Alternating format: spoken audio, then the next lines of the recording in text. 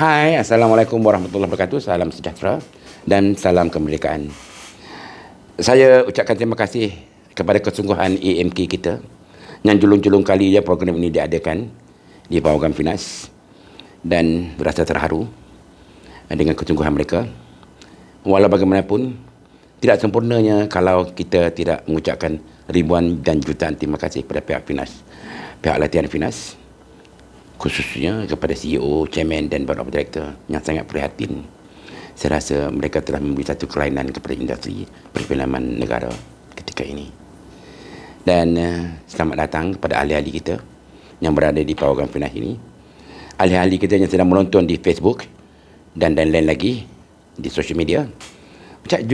Serta saya ucapkan terima kasih kerana sudi menonton, kerana sudi mengambil masa dan mengambil ruang untuk menonton program ilmiah ini. Lantas dari itu saya rasa eloklah kita terus pergi ke bual bicara program yang kita tunggu-tunggu nanti-nanti selama ini. Okey, tanpa melengah-lengahkan masa, ayat klise, saya sukalah memperkenalkan topik dulu. Topik ini adalah topik yang mungkin pada ahli FDAM adalah topik yang dia kadang-kadang ala topik ni lagi. Tapi actually kita cuba nak fahami dengan lebih mendalam. Apakah yang dimaksudkan sebagai pengarah? Dan apakah kriteria-kriteria yang kena ada pada pengarah tu? Kan muka kena handsome kah? Knowledge dia kena tinggi kah? Dia kena masuk universiti kah? Ataupun dia kena faham tentang filem-filem luar negara kah? Ataupun macam mana? And then kita nak melihat apakah tanggungjawab sebagai pengarah. This is a very basic topik. Kalau anda berminat dengan FDAM, inilah topik yang selalu kita ajukan. So saya rasa kita tak silap orang, dan kita panggil dua orang panel yang sangat prolific dan sangat sebati dalam darah daging mereka tentang apakah maksud pengarah. So Puan Zohara Ghani Batusa, saya dok cek ejaan Ghani dekat Wikipedia, rupanya ada G-A-N-Y kan. Tapi komersialnya ialah G-A-N-I, depending. Lepas tu Batusha-nya ialah B-H-A, T-H-A, lepas tu T-U-S-H-A kan, Batusha. Saya tak tahu apa nama ni, tapi rasanya ada kena-mengena dengan Pakistan sikit kot kan. Betul? Kan Hindi So kalaulah memang saya kenal sebagai penerbit di RTM dulu, and then she moved to NTV7 sebagai one of the key leader kat sana, dan sampai hari ini nampak dia aktif, banyak job dapat daripada RTM, Astro dan juga TV Hijrah kan. Banyak tak menang tangan rezeki, itu rezeki solat duha. Okey, silakan Puan Lola, Puan Zahra, perkenalkan diri anda, a brief about yourself kan, bagi diorang terkejut sikit. Okay. Zaki dah introduce me as orang lama, so maknanya I am one of the most senior in this group, I think. I even beat Dane, I think. Okay, I started off dekat RTM. Lepas graduate from UiTM, MESCOM, saya masuk ke RTM. Jadi penerbit banyak tahun, berpuluh-puluh tahun. Lepas tu saya decide to go into corporate life. So saya join Metrovision for 2 years, and then I decided to NTV7 was calling me, so I said okay, I'll take a try, I'll join NTV7 pula. So I was with NTV7 sampai I think about 7 years before Media Prima bought over NTV7. Then I left, I took my VSS, and that's how I started my own production house with that VSS money. So it's a blessing actually. And then lepas tu I went into lecturing sekejap dekat UiTM, MESCOM. Kita bagi balik apa yang kita dah belajar daripada UiTM, kita bantu pula bagi khidmat kepada UiTM balik. Lepas tu ada kawan-kawan duk ajak saya buat job and all that, tapi selalu at the end of the day I don't get paid. Maybe they think that I'm still with the station where you don't take any amount of money for giving ideas and all that. Now that I freelancing, they should be paying me, but they seem to forget that I'm freelancing now. So then I said, okay, if that's the case, I might as well form my own company. And since that's my forte, so I might as well buka my own company and lega. Kita pun tak pening kepala, kawan-kawan tipu kita ke apa ke. So at least kita buat kerja kita. So itulah sejarah saya. So sekarang saya lebih ambil a back seat now as a producer rather than as a director. I think we have a lot of new young talented directors yang we should give opportunity. So kalau saya juga nak direct, saya juga produce, duit tu tak ke mana? Dalam company saya je tak keluar kira. So kita berbagi-bagi duit dengan orang-orang luar. So lagipun ramai kalau saya juga direct, director-director muda tak ada pecan pula nanti nak direct kan. So bagilah yang muda-muda tu direct. Saya cuma jadi mando je sekarang kira. So that's briefly about me. Kalau lah you was at drama RTM kan? Yeah. Apakah drama arahan Kak Lola yang sangat mengesankan sampai hari ini? Saya buat. Memang countless lah. Kalau drama minggu ini, panggung RTM pun ada. Tapi saya rasa sampai sekarang orang kenal saya sebagai penerbit dan pengarah drama bersiri Opah. But I've done a lot of other series, Sembang Maalang, Hang Setia pun kita orang buat, banyaklah kita buat. Tapi kalau mana-mana pergi, orang akan tanya, oh bila kata sebut Opah je, semua like macam happy to know me because I was the producer and director of Opah. So I think that that particular series brought my name up actually. So it bring back memories zaman-zaman berkarya, zaman-zaman comel di RTM dulu Dan it happened that Kak Lola juga adalah presiden kepada Persatuan Veteran RTM. Allah. Wah, That kan? shows sama pula So kalau buka website ataupun FB PV RTM boleh nampaklah wajah Kak Lola aktif di sana sini menganjurkan program dan sebagainya. Thank you very much dan tentulah next will be someone yang saya kagumi, saya hormati dan saya segani. Kita jadi kawan semenjak Datuk menjadi host yang garang di Selamat Pagi Malaysia, kan? Term garang tu semua orang tahulah kalau sampai kena buang, kan? So bukan direhatkan. Jadi this is the guy, pengarah memang superb, banyak award yang Datuk dah rangkul, and of course he started as pelakon yang saya juga minat, filem, drama dan sebagainya, and of course pendidikan formal ada USM kan. So Datuk is a blend of academic and theoretical at ground. So layaklah Datuk untuk bercakap panjang dan banyak pada hari ini untuk dapat kita kongsikan bukan saja dalam hall ini tapi juga untuk penonton di luar. Silakan Datuk, very brief about yourself. Okay, terima kasih banyak. Just cross 70. Wah, alhamdulillah. Happy 70. And Lola is my producer before. Dia mengarahkan saya dalam drama TV waktu itu. Pendidikan formal saya USM, major lakonan, minor film. Lola dia tak sebut, dia master di Hartford tahun 96. Waktu itu saya buat fellow dan saya tak dapat jumpa dia, tapi jumpa suami dia, kerana suami dia kawan saya. Tanya je Buyung dekat New York, seorang New York tahu siapa Buyung. Okey, latar belakang formal ya, saya bermula daripada on field, daripada bawah, daripada lakonan, daripada kelab-kelab latih lakonan dan sebagainya, masuk pertandingan drama anjuran Kementerian Kebudayaan dulu, pentas, kemudian berpindah ke televisyen tahun 70 dibawa oleh almarhum Abdullah Zainul, dan drama pertamanya Neraka Hijau. Then I started in television 1970s, di mana di RTM itu sistem studio banyak memberi pengajaran kepada saya yang saya manfaatkan sekarang. Jadi kalau orang melihat kenapa benda itu lebih boleh buat cepat, kerana pengalaman saya di berlakon di RTM dan juga latihan 3 bulan di Iftar sebagai penerbit multiple camera MCP masa itu. Jadi ilmu tu saya timba macam-macam lah. Apapun pagi ni terima kasih walaupun saya mendaftar sebagai partisipan untuk mendengar ilmu kerana dah 70 masih lagi perlu ilmu kerana setiap pengalaman yang dilalui oleh kawan-kawan setiap hari mungkin kita tak lalui dan mungkin kita manfaatkan, kita boleh kena pakai kerana selagi kita boleh berkarya, selagi otak kita boleh jalan, insya-Allah kita masih bekerja. Inilah kerja yang tidak pernah ada pencen, tidak pernah bersara kerana selagi kita boleh berfikir, selagi boleh kita bergerak otak, kalau tak bergerak badan pun tak apa, wheelchair pun boleh asal ada orang tolak bantu kan. Selagi pemikiran kita ada, insya-Allah inilah kerja yang boleh kita laksanakan. Kebangkitan pengarah-pengarah baru, generasi-generasi baru dalam bidang ini memang dialu-alukan kerana otak baru harus kita gembling bersama dengan yang tua-tua kerana old school ni kadang-kadang dia terlalu ego dengan apa yang daripada dia.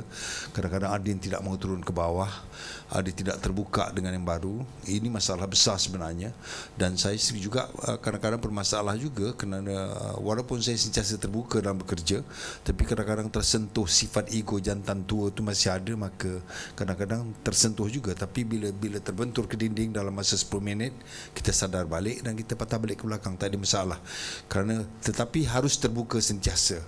We are not perfect, we don't know kita, sebab kadang-kadang lama kita ni ada 3, lama kayu reput, lama besi berkarat, lama emas dia jadi pilih mana lama yang mana. Bukan semua orang lama tu bagus, tak ada, semua orang lama tu hampir.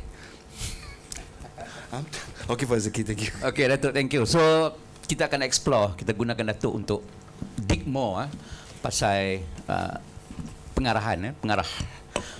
I think kita ada Captain K kat belakang tu. Thank you very much. Kita ada Saudara Asri, Datuk Zul. Ni tengok orang kuat-kuat ni siapa ni? Maafkan saya kalau saya terlepas pandang. So thank you very much. Siapa? Tuan K dah sebut dah. Saya agak bergaya dia hari ni kan. Soalan banyak tu. Okay, mengikut definition orang putih, dia kata a film director controls a film artistic and dramatic aspects and visualizes the screenplay while guiding the technical crew and actors in the fulfillment of that vision.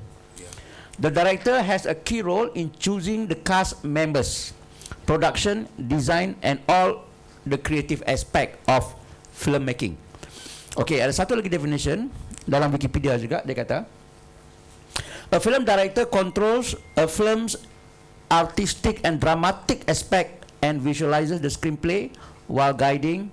Lebih kurang sama. Okay, dia macam tu. It mention about visual, about screenplay, guiding, and then it mention about vision. So, and of course, creative elements. So, based on these pointers ataupun wordings, I would like to start to kick off the exact discussion kita pada hari ini dengan Kak Lola untuk menjelaskan apakah yang sebenarnya kita faham atas definisi pengarah itu sendiri.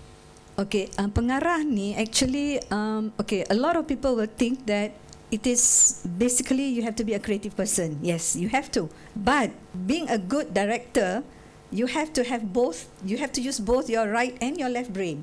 Maknanya you have to be creative at the same time know how to manage the team. Because to manage a team is not easy.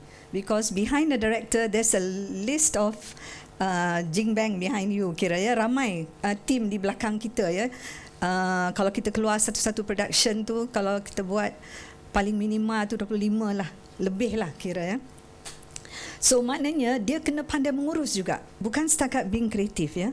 So of course the director plays the key role, but I also want to remind the directors juga, you have a responsibility juga to the producer.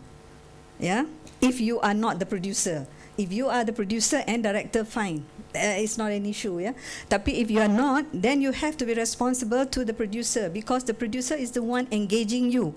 Yeah, with the money that they have allotted for the whole production. So you must know how to utilize the budget, at the same time keep to the deadline that the producer has given you. Kira. So, unless the producer is your husband, ya. Cerita lain lah. Itu yang tak boleh tu. Teruskan. So maknanya apa yang definisi yang dibagi itu is betul. Maknanya pengarah ni daripada idea, kepada scripting, walaupun dia yang bukan, mungkin dia akan menulis skrip, tapi tak ramai yang director yang menulis skrip. Saya one of the directors dulu yang tak suka menulis, tapi saya suka edit. Pasal saya rasa kalau saya menulis skrip tu sendiri, saya rasa macam sayang nak buang not even one line nanti. That is the problem if you write lah. To me lah, I feel that is me ya. Orang lain mungkin lain ya, director. So saya rasa macam sayang nak buang tu, sayang nak buang ni. But if I am not the script writer, I look at it secara neutral. So saya tahu mana yang rasa macam padding, mana yang macam unnecessary. Mungkin ada something yang more important that we should add in. Saya boleh buat secara neutral. Tapi kalau saya tulis sendiri, saya susah sikit nak buang apa yang saya dah tulis. Sayang sangat nanti nak buang. So that's one. But at the same time, as a pengarah, you have to know how to get the best out of your team. Kita tak perlu tahu all the technical aspects, but very necessary to know at least minimum aspects of the technical, minimum knowledge of the technical aspects. Kira kita kena tahu. Jangan kita kena bully dengan the crew. Kira Redhead tu tahulah kan? Sorry? Redhead tu tahulah. Ya, kenalah tahu nama-nama lampu, mic, semua tu kena basic. Itu even editing apa semua lah, you have to know a little bit. That is why a director never stops learning. Ya, jangan ingat kita dah jadi director, kita dah tak mau belajar, tak keep up with the latest technology in filmmaking ke. So kita selalu kena belajar, selalu kena membaca. Membaca is very important for a director. I think all of us know that. I will pick up on that. Okay. Tadi Kak Lola kata dia kalau boleh dia tak mau kacau skrip, dia tak mau ubah skrip, dia sayang skrip. Tapi would that be a time di mana you dalam dilema dengan skrip because you cannot fulfill the script of that situation pada ketika itu? Skrip kata hujan tapi tak hujan, ataupun skrip kata tak hujan tapi hujan. Please. That is why no, this is talking about direct. Itu if I write and I direct. So that's it. But if as a director, when it comes to the script, you have the full say in changing. So once the writer gives you the right of the screenplay or whatever the script that he gives to you, you are the last person that To be blamed. to be To be blamed. to be blamed or to be responsible lah. Kalau kredit pun you juga dapat nanti. So at the same time, maknanya director ni dia kena that's why I kata kalau nak jadi director ni, jangan ingat you tak dapat pergi jadi doktor, you tak jadi engineer, you masuk filming, you masuk the art world. Oh, itu maknanya you are not an intelligent person. No, actually to be a director you have to be smart, you have to be intelligent, you have to make instantaneous punya decision sometimes. You have to be very what shall I say, you have to be like very sharp, yeah, because you will face problems and you have to resolve the problem on the spot. You cannot afford to like minggu depan lah. Ataupun kalau macam katalah ni engineer marah lah pula kalau dengar saya kata ni, kalau macam engineer kalau ada problem ke kat mana-mana, okey buka aja dia punya buku dia tu, apa dia panggil buku dia lah, kira manual dia, yes, that's the word, manual dia, and then dia boleh tengok, oh patutnya plug ni ni masuk ke cucuk ke sini, yang ni oh dah salah cucuk. Dia ada dia punya apa manual dia tu untuk dia refer. But a director doesn't have a manual. It's all in your mind, your creativity, so you have to be able to solve whatever problem on the spot. You cannot afford kalau tengah shooting ada problem macam Cik Zaki kata tadi, oh nak kena tunggu hujan, tak ada hujan. Okey, tak ada hujan, apa kita punya next alternative? Kan sepatutnya kita dah prepare dah earlier. Patutnya kita dah contact bomba dah. Kalau nak buat hujan tu dah kena, janganlah tunggu hujan betul. Hujan betul kan pengsan sebulan tak dapat hujan nanti nak shoot. So all these things planning, you have to be good with planning, you have to be good with decision making. So all that needs an intelligent mind. Kalau you are not intelligent, memang susah sikit lah kalau nak jadi director yang terkenal dan terbaik. Okey, saya stop kat Lola kat situ. Thank you.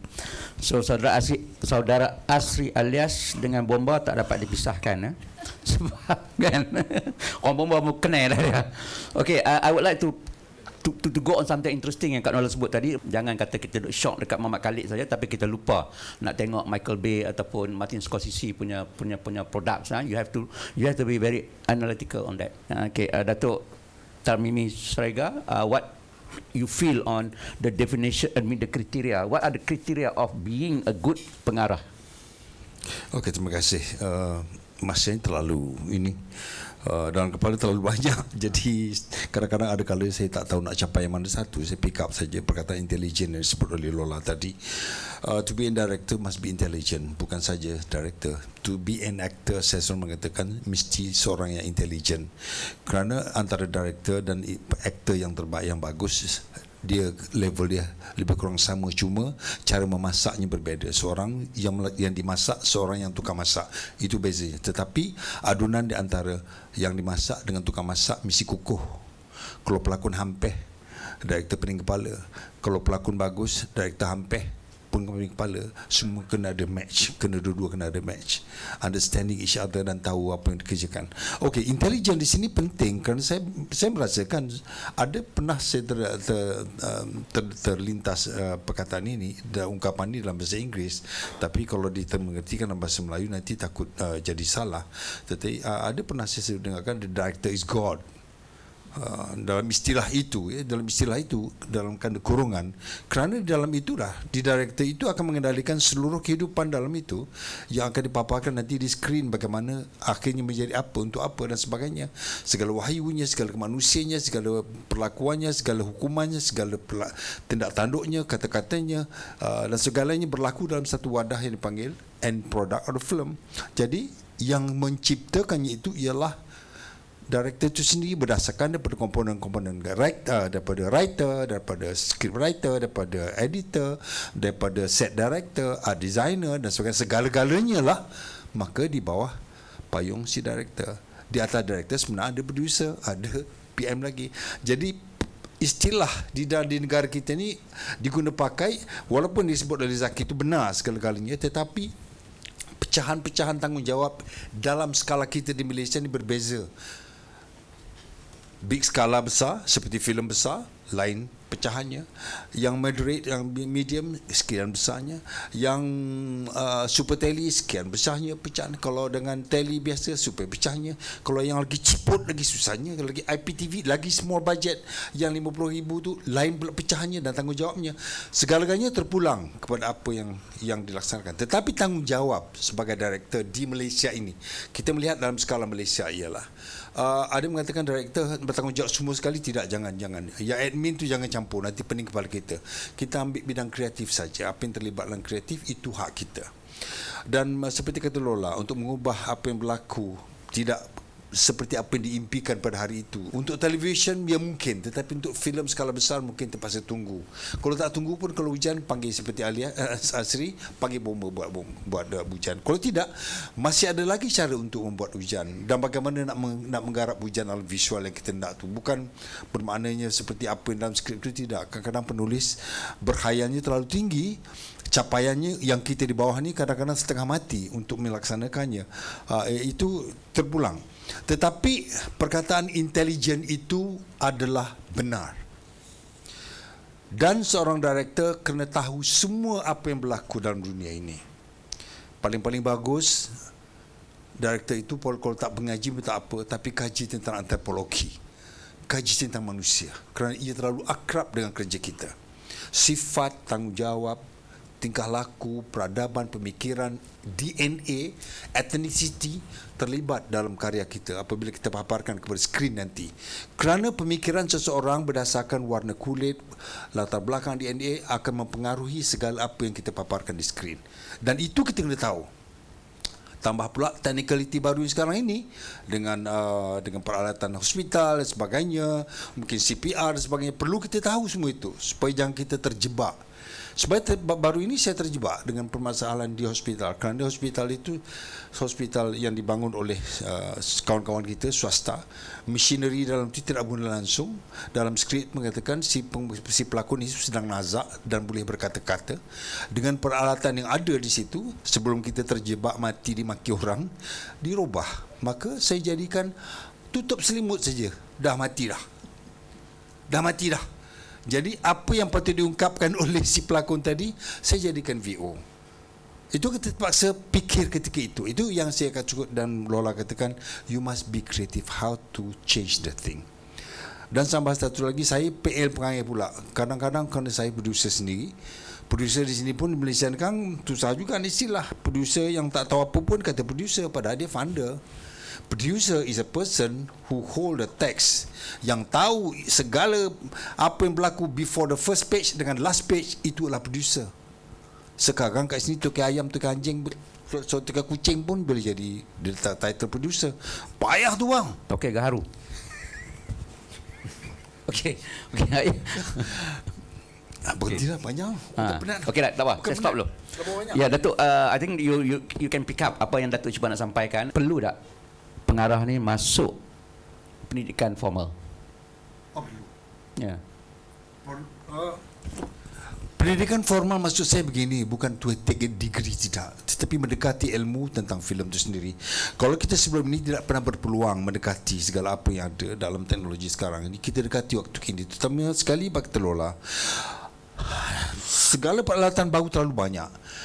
2 hari lepas saya syuting satu drama satu hari dengan sebagai seorang pelakon, dan saya melihat ada satu lagi lampu baru sekuat 250 LED dan mempunyai apa dia punya balas yang kecil saja, dan intensitinya terlalu tinggi, boleh diturun naikkan dan tidak panas. This is technology. Dan begitu juga dengan kamera, makin lama makin kecil, makin low light, makin candlenya makin kecil. Jadi berbagai-bagai pembaharuan pendekatan boleh kita dekati sekarang. Tempoh pembikinan mungkin kita singkatkan kerana persiapannya sudah tidak terlalu remeh dan susah lagi. Yang remeh dan susah ialah kepala otak seseorang tu kadang-kadang berkarya daripada pagi sampai petang 2 jam duduk memikir cari angle. Padahal benda tu malam tu kita buatlah shot, so kita prepare lah. Apa shot lagi nak dibuat, yang diguna pakai. Jangan kita khayal. Ini kita nak memanfaatkan duit orang atau duit kita sendiri. Setiap hari direct cost and direct cost sekarang ni dah makan 4,000 sehari. Kalau shot sendiri, hari ni tak boleh kita wrap untuk besok, duit otak kau yang kau nak belanja ke suka hati mak bapak kau. Kerja kita harus berdisiplin. Contohnya baru saya habis buat filem bulan 2 di Sumatera Barat untuk market Indonesia, Link 21. Skripnya disiap setahun. Waktu hari 2 minggu sebelum syuting, saya pergi ke sana untuk latihan praktikal bersama dengan teks dan buat screenplay dengan buat storyboard menggunakan handphone. Dalam handphone sekarang ada viewfinder, ada boleh kita Artemeres dan sebagainya, macam-macam. Yang free ada, yang mahal ada. From there you learn how to do study angle, dan direkam segala perlakuan itu berdasar pada skrip. 4 hari sebelum saya sampai, sudah ada tambah 2 draft. Sebelum saya berangkat, tambah lagi 1 draft. Jadi mana masa latihan pertama 2 minggu tu, draft ke-4. Waktu nak shoot sudah draft ke-7. Dialog saya daripada sekian sudah jadi sekian. Kerana melalui latihan praktikal itu, ide si penulis dan pengarah sudah bercambah. Jadi bertambah baik. Jadi itu yang penulis dikatakan. skrip dekat lokasi. Dia ikut sama. Ya? Penulis skrip ikut sama. Yes. Penulis skrip ikut sama, director ikut sama, pelakon yang leading ikut sama, latihan di lokasi sebenar, menggunakan peralatan sebenar, kalau motosikal lah yang minimal seboleh mungkin, dan shoot untuk buat storyboard baru. Sebelum actual shoot nanti sudah ada satu storyboard baru. Sebab saya alami perkara ini secara benar. Preparation script setahun sampai 7 draft, pre-pro 4 bulan, shooting 6 days a week. Wow. 6 days. Hari ke-7 cuti, hari Jumaat.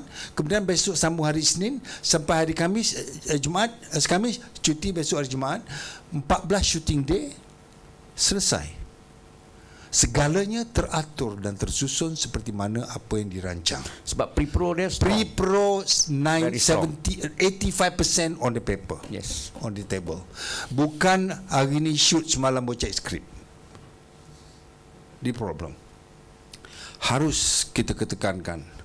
Harus ada preparation awal. Jangan buat perangai tulis skrip on the set. Dah habis dah zaman tu. Dan bermula kerja Ada pengarah tak ada skrip. ada saya tak boleh cerita Datuk Zul, sorry ya. Bermula dari pukul 7 call time, pukul 8 kita dah roll, pukul 7 malam kita dah habis. Dan kalau scene malam kita kumpulkan semalam. Saya implement saranan FDM untuk bekerja 12 jam. It work. Orang tua ni boleh jalan, insya-Allah. Kenapa yang lain tak boleh? Cukuplah tu Li. Banyak. Okay, tu, thank you very much. Saya harap we can pick up that. I would like to read Kak Lola daripada kita punya kawan-kawan di luar sana. So Zainal Hayat ni dia major. Dia kata bravo. Dia kalau askar ni dia akan guna Alpha Tango Bravo So dia kata bravo. And then Malik Rahman kawan-kawan kita juga dia kata quite Tango. Dia pun ni askar dua orang ni rasanya kot. Lepas tu major kata setuju. Director mesti ada basic chrono ejaan lah major. Basic kronlek semua bidang kehidupan. Maknanya kronologi kot. Kronologi semua bidang kehidupan. Maknanya perlu banyak membaca. Yes. Di rumah saya jangan marah, ada lebih kurang 500-600 buku tentang production and directing sahaja. Okay, and then Zafri Arif, kawan saya daripada Brunei. Doktor, saya harap you are with us now. Dr. Zafri kata sekarang sudah banyak school of thoughts dan hub film di seluruh dunia. Apakah trend pengarahan terkini berdasarkan filem-filem blockbuster yang boleh dijadikan model untuk menghasilkan filem yang laku tayang? I don't know whether producer ataupun pengarah should answer this question. It is a question, Kak Lola. Silakan respond to this, Dr. Zafri kita daripada Brunei. Can you read again the question? Okey, sekarang sudah banyak school of thought. Apakah trend pengarahan kini berdasarkan filem-filem blockbuster? Muhammad Khalid buat cerita seram komedi, kita pun nak buat cerita seram komedi. Samsul Yusof buat cerita action, drift, kita pun nak buat cerita drift. Kan? Is it should be right now? Saya pernah sebut sekali. Saya pernah sebut sekali because that particular year saya kena jadi one of the judges. Boleh kata saya ni tak boleh kata berapa, berbelas lah filem hantu saja. So saya kata okay, what is the industry trying to prove? Kita ni cuma boleh buat filem hantu saja kah? Patutnya pengarah jangan terikut-ikut. Boleh kalau nak buat 1 2 kita okay, trend is there, fine, you can follow the trend, but you should run away and create a new trend.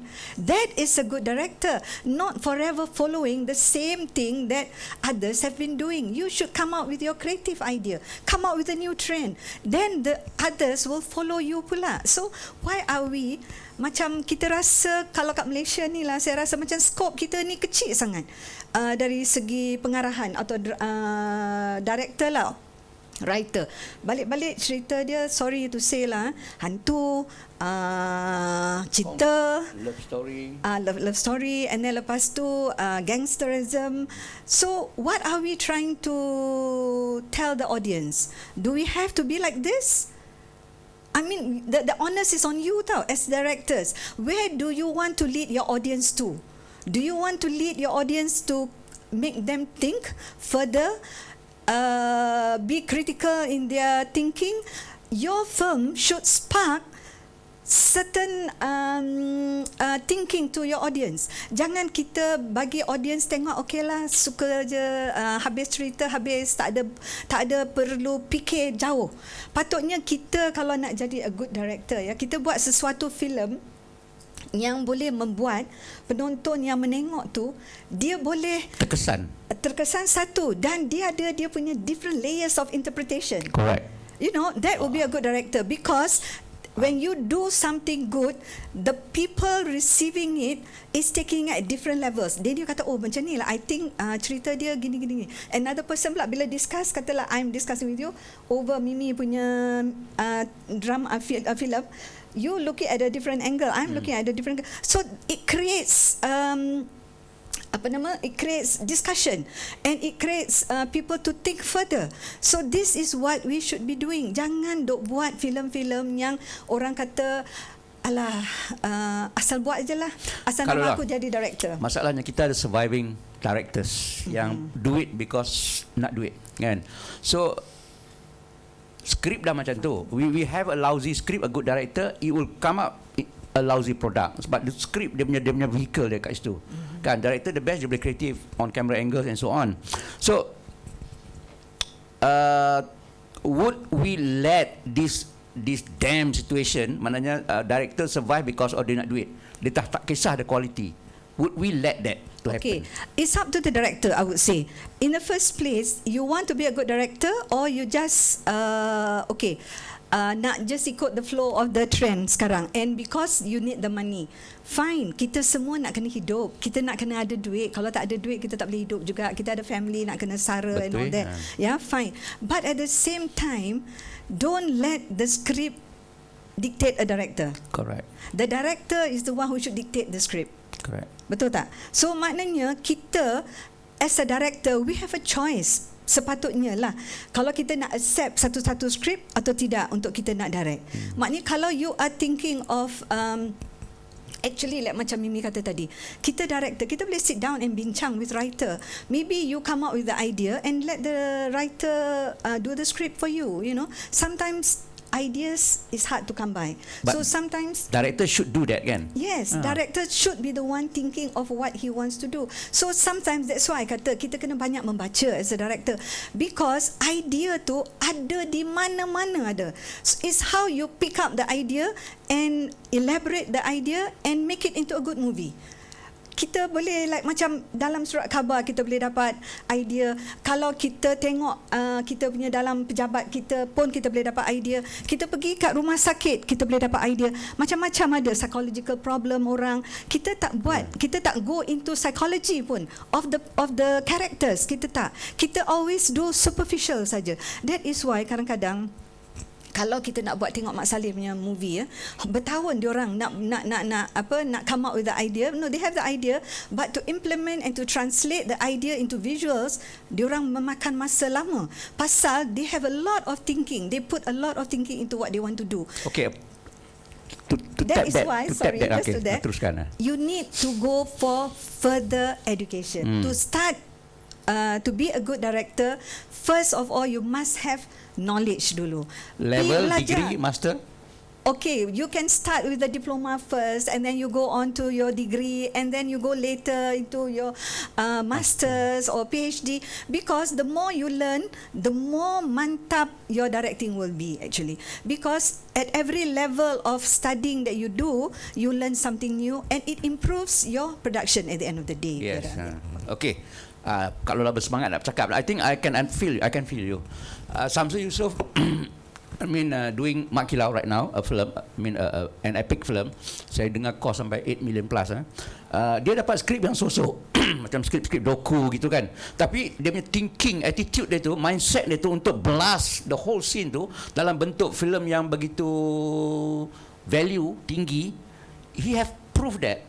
So this should be a director punya contribution dalam naskah yang baik. Skrip so tapi the way dia interpret, dia flourish the thing tu zas kan. So it's a Oscar award winning punya quality. Datuk, how do you look Tan Sri P. Ramlee as a director? Ini last before kita break sekejap. Tan Sri P. Ramlee is a thinker. Suka tak suka dia pemikir di zamannya, dan sampai ide-idenya masih terpakai sampai zaman sekarang. Malah ada di antara ide-ide yang dipaparkan dalam filem itu berlaku dalam kehidupan negara ini, rakyat, politikal, pemimpin, kerajaan dan sebagainya, ada sudah dipaparkan melalui filem P. Ramlee. Tetapi apa yang saya lihat tadi, saya lihat mana satu saya nak capai terlalu banyak. Tadi tentang pendidikan formal. Walaupun P. Ramlee tidak mendapat pendidikan formal tentang filmmaking, tetapi dia belajar daripada secara enhance dengan tokoh-tokoh sebelum itu, dengan B.N. Rao, dengan itu dan sebagainya, sehinggalah dia menguasainya. Begitu juga ramai di antara filmmaker kita di sini tidak pergi ke sekolah, tetapi bersekolah dengan tokoh-tokoh filem yang ada, dengan practicality. Yes, tapi dalam waktu yang sama dia juga harus mengkaji tentang teritori dan sebagainya, kerana untuk memanfaatkan ilmu itu kadang-kadang harus saja juga ada panduan. Sebab kadang-kadang ada guru yang kita berguru itu ada yang salah sebenarnya, tetapi oleh kerana itulah guru pertama yang kita dekati, maka kita pelajari cara dia. Kemudian kalau kita mempelajari pula dengan director yang lain, maka banyak sudah komponen-komponen ilmu itu sudah kita kumpulkan menjadi satu. Di sekarang ini ilmu itu, pengetahuan itu, kalau dapat kita duduk dalam satu suasana yang agak formal. Tak perlu lama, sebulan, 2 bulan, 3 bulan, short course sebagainya, untuk mengumpul segala ilmu yang kita ada itu dan kita terapkan dalam bentuk penulisan dan sebagainya, ataupun kita susun ilmu tu yang mana boleh pakai, yang mana tak boleh pakai, mana praktik, mana tidak praktik. Kerana itu segala-galanya itu berlaku melalui proses pengalaman kita sebelum ini. Itu ilmu yang paling ampuh sebenarnya.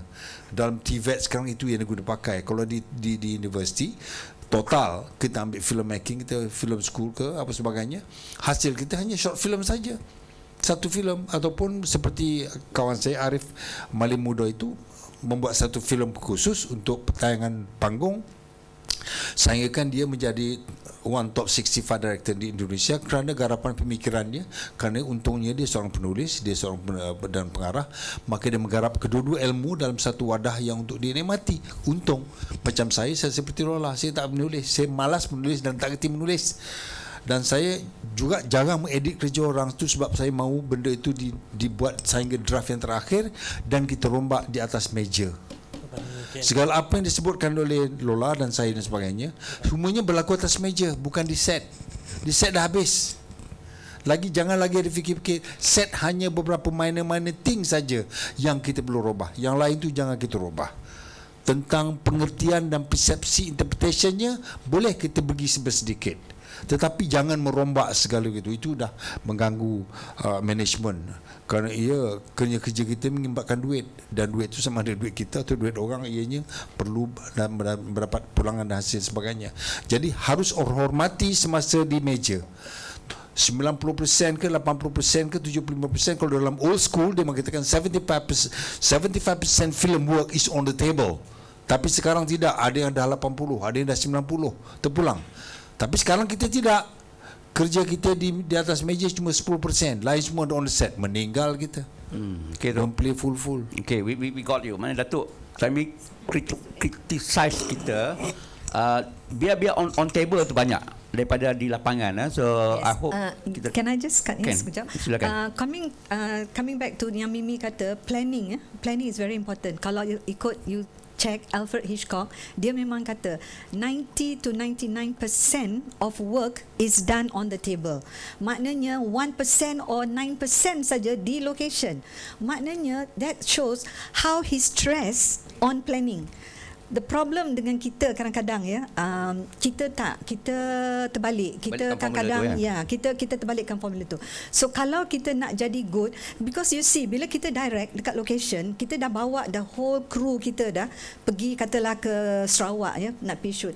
Bayangkan kalau you tak plan and last minute you request you nak ni, memang impossible for the PM ke assistant ke prop boy ke nak pergi cari benda tu. So kalau tanpa planning, don't expect miracle to happen on the day of your shoot. You cannot expect that. So memang kita kena that is why dulu masa kita orang mula-mula kerja di RTM, walaupun you masuk, you are supposed to be the director dah. Gaji RM830 itu sebulan. janganlah, itu masa tu zaman non tu gaji memang sikit sangatlah. Tapi kita not allowed to direct yet. Kita kena jadi assistant producer, assistant director dulu dekat setahun lebih.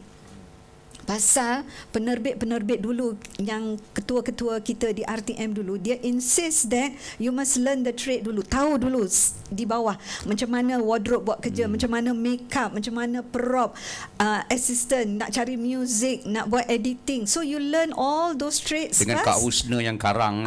You learn all those trades dulu, baru dia bagi kita opportunity untuk direct. So that is why kerjaya ni, maknanya bila kita cakap about kerjaya and minat pun boleh. Kita tak ada formal training, kita minat dengan filmmaking. Okey, boleh. You join the industry dulu. You jadilah assistant prop boy ke dulu, runner pun tak apa. Bila you jadi runner pun you ikut-ikut, mata you kena sharp. Jangan you jadi runner, you duduk, bila tak ada buat kerja, you duduk, you pergi bersembang dengan orang.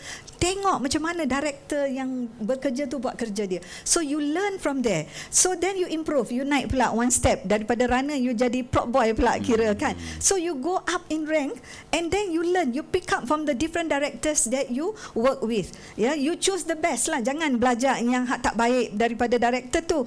Mungkin not all director dapat formal training. But there is always something good in a director.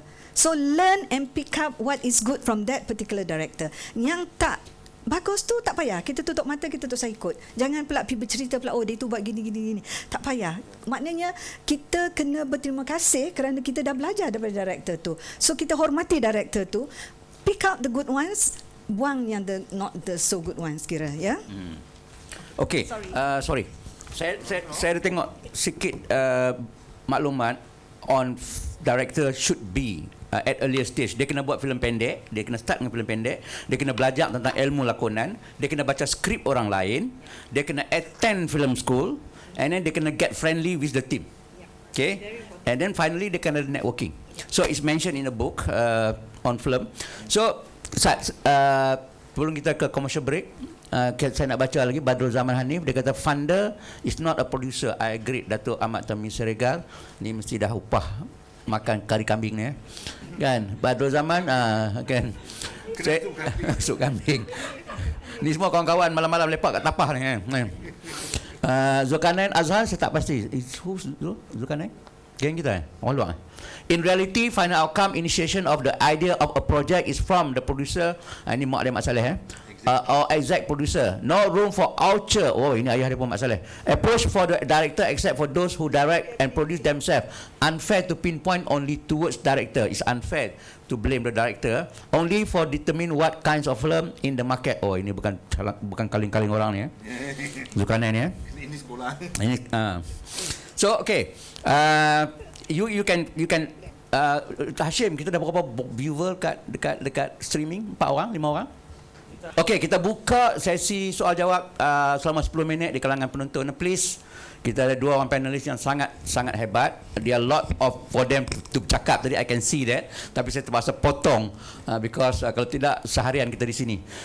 Please, by all means, yang baru, Arif Malik Mudo yang disebut oleh Datuk Tami tadi adalah seorang pengarah muda yang bermula dengan short film, dokumentari, dan dia masuk pertandingan kecil-kecilan dan akhirnya dia end up sebagai seorang director yang among top 65 di Indonesia. Tapi dia base dekat Bukit Tinggi, Sumatera. So dia bagus, humble orangnya. So kita nak antara you all ni jadi macam tu.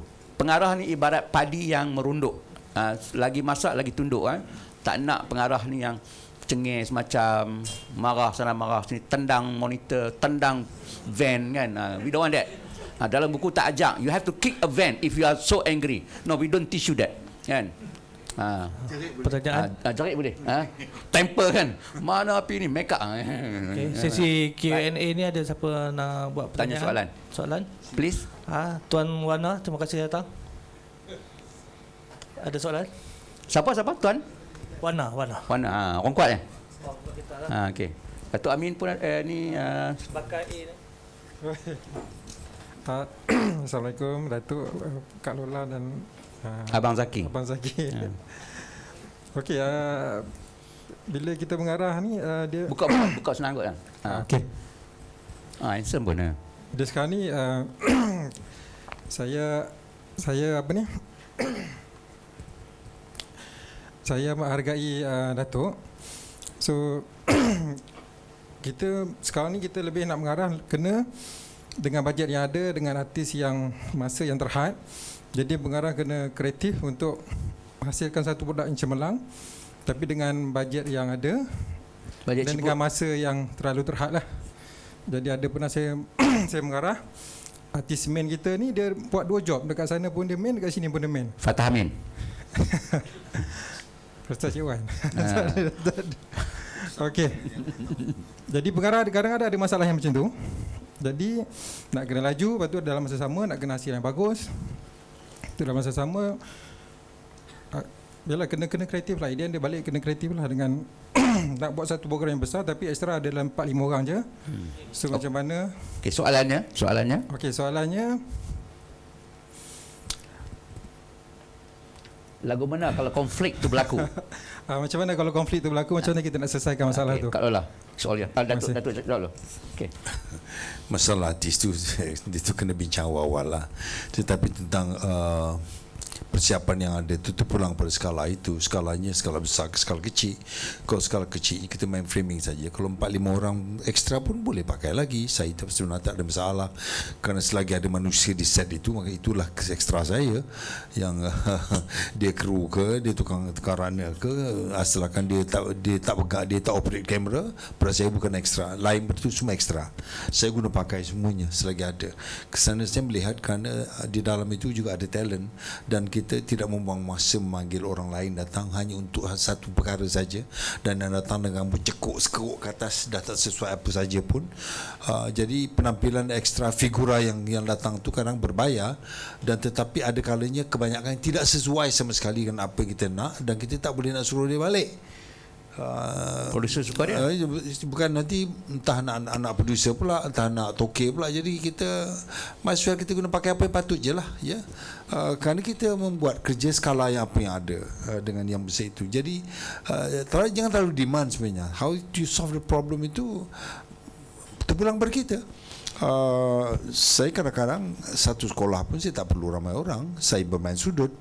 Dan ada kali juga baru-baru ini bila saya angkat satu perkataan the rule of third dalam FDM tu, ada yang bertanya kan, is it 3-point rating ke? Jadi maknanya ini dua perkara berbeza ni. Rule of third dengan 3-point rating itu perkara berbeza. Jadi director kena tahu, walaupun tu bekerja komik cameraman. Kalau tidak, nanti kita nak memberitahu berkamera, kita nak kedudukan bagaimana, dan sudut kamera bagaimana, ketinggian kamera tu stand tu dah siap ada dah. Itu kadang kita kena tahu juga. Jadi aku cakap apa tadi? Bukan orang jauh lebih. Okay, maknanya how to solve that problem. Meaning to say solve the problem. Okay. Solve the problem itu pulang pada kreativiti kita sendiri. Ada kalanya saya diberikan hanya ada 4 orang. Ada di sebuah dewan. Sedangkan pada saya sudut kamera itu bermula daripada tancapan sudut kecil kepada sudut yang besar. Jadi yang dekat kamera tak adalah orang. Ambillah kepala di shoulder, yang lain tu mengembang sajalah, insya-Allah 8 orang cukup. Kemudian kita hala balik ke belakang, ambil tepi pula, ambil belakang, jangan nampak muka dia. Pandai buat bahu, pandai kau sendirilah nama angle. Tetapi kau dapat cameraman hanya operator yang tak tahu apa rule of third, tak tahu composition, tak tahu itu tu, matilah kita. Jadi kita ada ilmu tu pula. Kau tidak ditangkap dari gambar tu, kau ditipu habis sampai sudah. So seperti kata Lola tadi, setiap director kena tahu semua. Kena tahu lensa, kena tahu teknologi. Dengan kamera yang low light sekarang, kau dah kata lampu tak cukup, berbohong. Datuk pakai kamera apa selalu? Kadang-kadang F7S, kadang F7, kadang-kadang dapat Canon 600, 300, pulang. Dan kita kena tahu. Panasonic XL1, XL2 tak pakai? Tak pakai. Jadi kamera tu kita kena tahu. Sebelum masuk lokasi besok, kamera tu kita brand apa, produknya apa. Malam buka lah YouTube, ini cikgu ni. Segala-galanya dalam ni. Kapasiti setiap kamera tu, fungsinya apa dalam ni ada. Kita tanya dulu dalam YouTube. The unbox tu boleh mengajar kita sekejap dalam masa beberapa minit saja. So tomorrow, cameraman, the so-called DOP takkan tipu kita. Dia cameraman je, camera operator, tapi mengaku DOP. Angle pun tak tahu, jahanam kita. Kalau tak jadi. Okay, boleh silakan. Asri nampak okay, saya faham raga, masalah warna tu banyak yang berlaku di luar pun. Tapi kalau 1-2 scene tu okey lah gitu. Chip. Kalau satu hari tu 20 scene, lepas tu terlibat pula seminggu scene lokasi yang sama dengan 4 orang, mandi. Macam mana nak pusing tu? Maka dari awal harus bersedia. Malam itu sebab saya ini pengalaman saya lah ya. Seesoknya sebelum shoot, saya hanya tak mesti tahu scene apa besok. Jadi malamnya, maknanya setiap malam selepas shoot, sebelum rap, antara apa ni AD, antara Conti dengan wardrobe, dengan kamera, dengan teknikal, dengan props dan sebagainya, kena duduk dulu bincang what to do tomorrow. Malam itulah harus kita ketahui apa yang ada besok dan apakah yang diperlukan besok tu ada atau tidak. Kalau malam tu kata tak ada, don't do it. Besok jangan buat tempat lain, buat benda lain. Malam tu dah kena tahu. Kalau besok pagi tu baru tahu, bukan salah siapa, salah director sendiri lah.